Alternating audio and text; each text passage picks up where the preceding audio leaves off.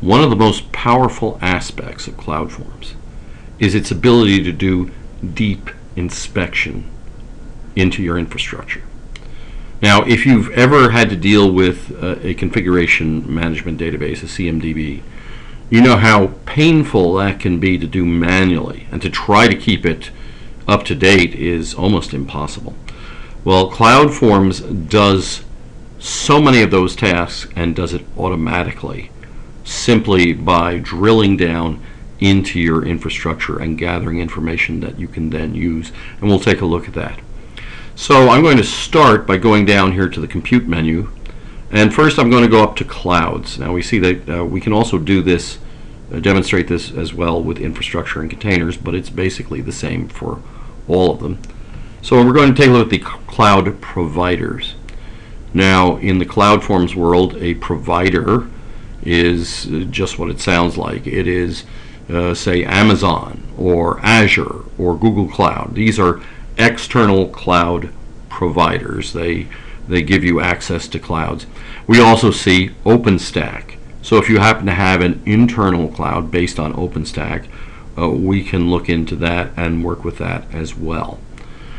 Now we see that there are the rather familiar CloudForms style icons here, and looking at Azure, let's say, we see that we see the Azure symbol here in the lower left.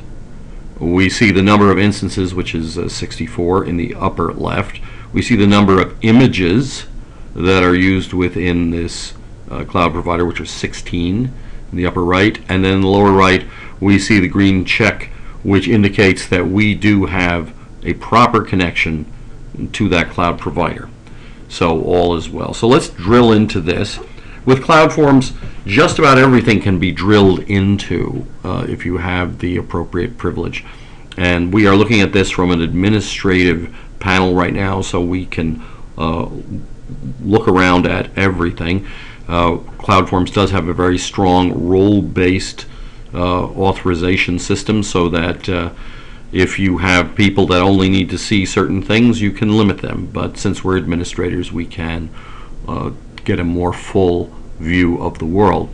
Now we see, as we're sitting here looking at the Azure provider, we see that it's in the eastern area, and we see information here about a number of things. We also see a number of interesting numbers here about the number of security groups and instances and images, and much more. But the interesting thing about this is not just a group of numbers, which are valuable in and of themselves, but somewhat limited. But each of these things can be drilled into. So let's take a look into the instance pool, for instance, not to be redundant. But here are a number of instances within Azure that we have control of. And once again, we see the familiar CloudForms icons. And in this case, in the case of instances, we see things like the symbol that this is running in the Azure environment inside the lower left. In the upper left, we see the Red Hat emblem, meaning that it is running Red Hat Linux of some version. In the upper right, we see a green arrow, which means that the virtual machine is actually running. And if you notice over here, you'll see a virtual machine that is off with the red box. And in this particular one, you also notice that there is a penguin, meaning that there is a form of Linux running on it, but it's not defined. It is just Linux of some sort.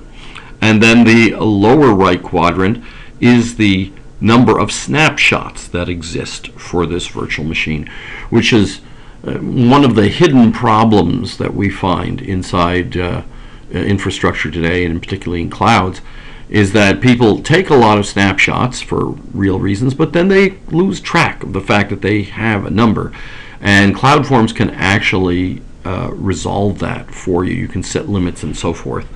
But we actually can see right here how many there are. And we see in the middle that this icon, as opposed to some of the others, has a gold shield. That gold shield means that there is some compliance rule which is associated with this particular machine. So let's drill into this right now, and we see more information, more details. We just mentioned the compliance. Here we see that it is out of compliance, and we could take a look at the status and the history of that. We can see what's on the machine. We can see the IP address, the MAC address, the number of CPUs, the megabytes of memory, once again, the number of snapshots and so forth. All of this very detailed information, which is really quite useful, including the state and so forth. But we also see, we can get down to the granularity of users. Well, how many users are on the machine? In this case, it's 29. But what if you wanted to know what users they were? Well, we can drill into those as well. And here is a list of the actual users that are defined for this machine. All of this is right here at your fingertips. You don't actually have to go into the machine to determine it, to determine this information. It's right here.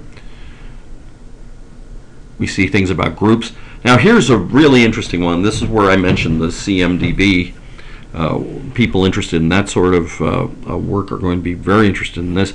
We see packages. Now, this is the actual software, and we're drilling into it, that is installed on this machine. And we can see here the names of the software packages. This happens to be, as we said, a Red Hat Linux one, so we're seeing the Red Hat Linux package names, the versions and release numbers, and even descriptions of what the packages mean, plus additional information. And this rolls on and on and on. Now, this is not limited to Red Hat Linux. It's not limited to Linux in particular, and it's not. It can be done in Windows as well. All of this power is here, and this is not something that you have to key in. This is something that gets that CloudForms retrieves automatically. You give the information on how to contact the provider, your authorization to contact the provider, and it will actually go out and it will populate the database and tell you how many machines you have and what's in each of them. This is a powerful capability, and it will keep it up to date on a periodic basis. So if you have a separate CMDB, this information can be fed in there, or if you just want to use this information for the type of work that you'd find in the CMDB, that's fine as well. In addition, all of this information that is contained, like the names of the packages and so forth, can be used in rules, and it can be used in automation. So if you want a report on which packages of a say SSH that is particularly old and has some sort of exploit attached to it, we can get a report for that. Or we can actually go into automation and build a rule that will actually remediate that. It will update the SSH package if it's before a certain version.